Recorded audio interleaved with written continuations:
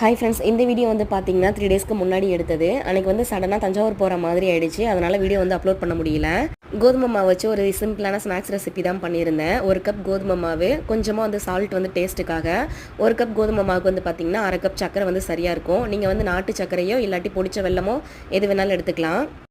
சர்க்கரையில் வந்து கொஞ்சமாக தண்ணி சேர்த்து கட்டி இல்லாமல் ஸ்டவ்வில் வச்சு இந்த மாதிரி கரைச்சி எடுத்துக்கோங்க.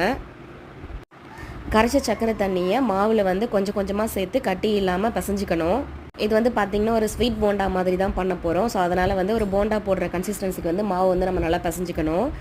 டேஸ்ட்டுக்காக வந்து பார்த்திங்கன்னா கொஞ்சமாக தேங்காய் துருவல் சேர்த்துருக்கேன். உங்களுக்கு பிடிக்கும் அப்படின்னா போட்டுக்கோங்க. இல்லை நெஞ்சு கறிக்கும் ஒரு மாதிரி இருக்கும் அப்படின்னா வேண்டாம், அவாய்ட் பண்ணிவிடுங்க.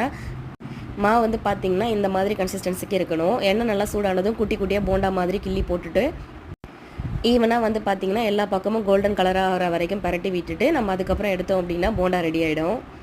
குட்டீஸ் எல்லாருக்குமே ரொம்ப பிடிக்கும். ட்ரை பண்ணி பாருங்கள். வீடியோ பிடிச்சிருந்தா